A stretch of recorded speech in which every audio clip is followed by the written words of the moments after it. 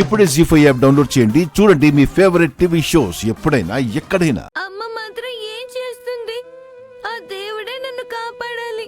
Lucky, అయితే ఆ దేవుణ్ణి అడుగుదాం. ఆంజనేయ, ఆంజనేయ! జై శ్రీరామ్. ఏంటి బాలక, మీ పిలుపు కూడా అరుపులా వినిపిస్తుంది? నేను పిలవలేదు, అరిచాను. శ్రీరామా, భక్తులు ఇలా కూడా చేస్తారా? మీ దేవుడు మాత్రం ఇలా చేయొచ్చా?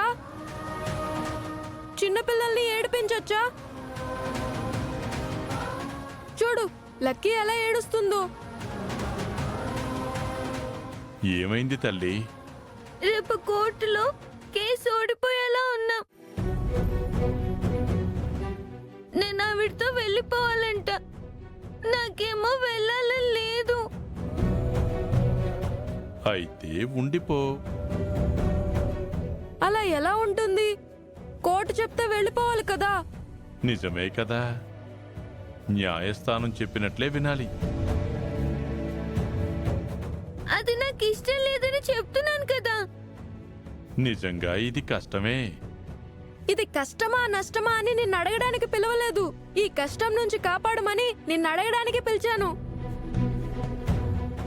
ఆవిడతో నేను ఎందుకు వెళ్ళాలి? అసలు మా అమ్మ ఎవరు? నేను మా అమ్మ దగ్గరే కదా ఉండాలి. అవును, మీ అమ్మ దగ్గరే ఉన్నావు. అమ్మ అంటే మా అమ్మ కాదు, తనమ్మ. నేను చెబుతున్నది ఆ అమ్మ గురించే నాయనా. వచ్చిన ప్రతిసారి ఇలా కన్ఫ్యూజ్ చేయొద్దు స్వామి. లక్కీ అమ్మ ఎవరో చెప్పు. నేనేమో చెప్పాను, మీరే తెకమక పడుతున్నారు నాయనా. ఇలా కాదు, నువ్వు సీతారాముల్ని కలిపావు కదా, అలాగే లక్కీని తన అమ్మని కలపాలి. లక్కీ కన్నీళ్లు తుడు. అమ్మా లక్కీ, ఇలా రా తల్లి.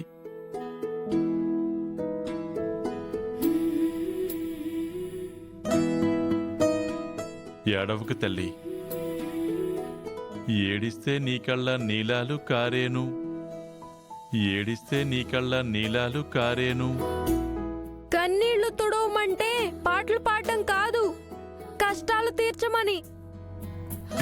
అది నా చేతుల్లో లేదు నాయనా. మరి మీ రాముడి చేతుల్లో ఉందా? నా రాముడు కూడా కష్టాలు పడ్డాడు నాయనా. సమస్యకు పరిష్కారం మన సంకల్పంలో ఉంటుందని చాటి చెప్పాడు. మన సంకల్ప బలమే సమస్యలకు పరిష్కారం. జై శ్రీరామ్.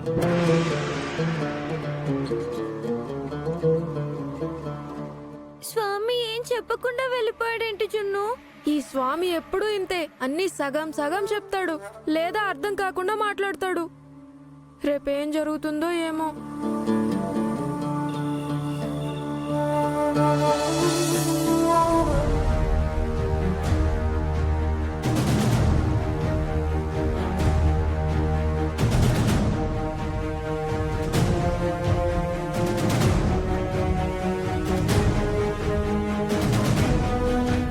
ఈ రోజుతో కేసు తేలిపోయేది. అనవసరంగా అర్జున్ రేపటికి వాయిదా అడిగాడు. అది అర్జున్ తెలివి కాదు, ఆ లక్ష్మి తెలివి.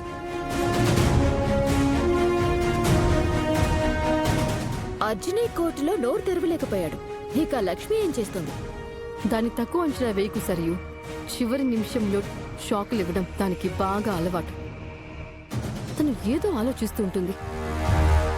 అంత ఖచ్చితంగా ఎలా చెప్తున్నావు? ఆ లక్ష్మి మాకు చాలా సార్లు అలాంటి షాకులు ఇచ్చింది.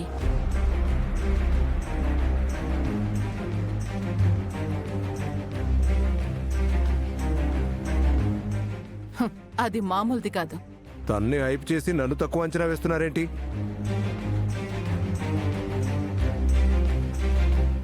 ఢిల్లీలో నాకు తిరుగులేదు.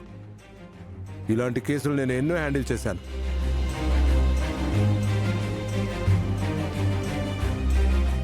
కానీ లక్ష్మి గురించి మీకు తెలీదు. అది ఎలాంటి సిచ్యువేషన్ అయినా హ్యాండిల్ చేస్తుంది.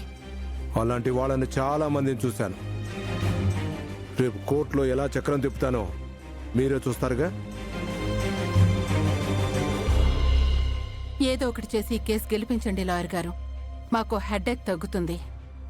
రేపటితో నా క్యారెక్టర్ కూడా ఎండ్ అవుతుంది. ఆ పాపని తీసుకొని నేనేం చేయాలి? నువ్వేం చేయాల్సిన అవసరం లేదు. దానికి వేరే సెటప్ చేశాం. కేసు పూర్తయ్యి తీర్పు మనకి అనుకూలంగా రాగానే పాపని తీసుకుని బయటకొచ్చాయి. బయట పాప కోసం బీహార్ గ్యాంగ్ రెడీగా ఉంటుంది. పాపని కొనుక్కుని బీహార్ తీసుకువెళ్ళిపోతారు.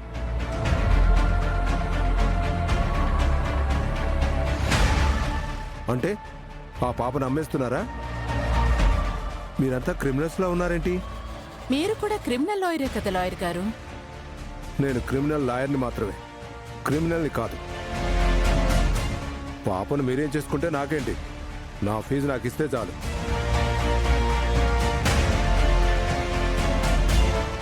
నేను అంతే. నా రెమ్యూనరేషన్ నాకు ఇస్తే చాలు.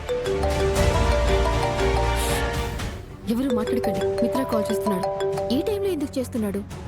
కదిలిస్తే ఏడ్చేసేలా ఉన్నాడు. ఓదార్పు కోసం చేసుంటాడు. స్పీకర్లో పెట్టు మనీషా.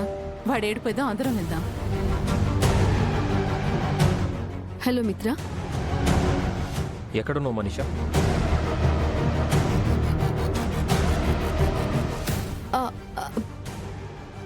అది నేను మిత్ర, రేపు కేసు గెలవటానికి గుళ్ళో పూజ చేయడానికి వచ్చాను. పూజ?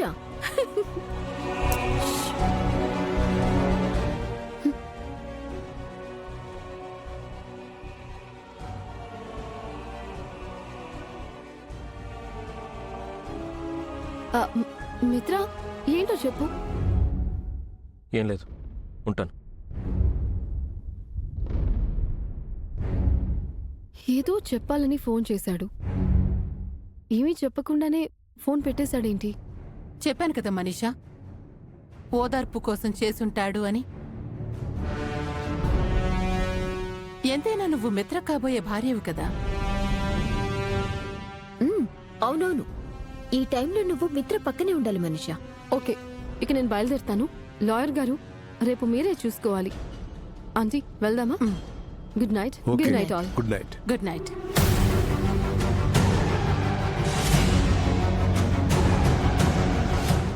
మన స్పాన్సర్ మనీషా ఎంతైనా ఖర్చు పెడుతుంది లాయర్ గారు. రేపు మీరు గట్టిగా వాదించి కేసు గెలిపించాలి. షూర్. రేపు కోర్టులో నా విశ్వరూపం చూస్తారు. రేపటితో నా క్యారెక్టర్ ఎండ్ అయిపోతుంది. ఇక ఈ టెన్షన్ తీరిపోతుంది. పాపాత్మలారా, పాప నమ్మేస్తారేట్రా? మిమ్మల్ని దేవుడు కూడా క్షమించడు. జీ5 యాప్ డౌన్లోడ్ చేసి అన్ని ఎపిసోడ్స్ పూర్తి ఉచితంగా చూడండి.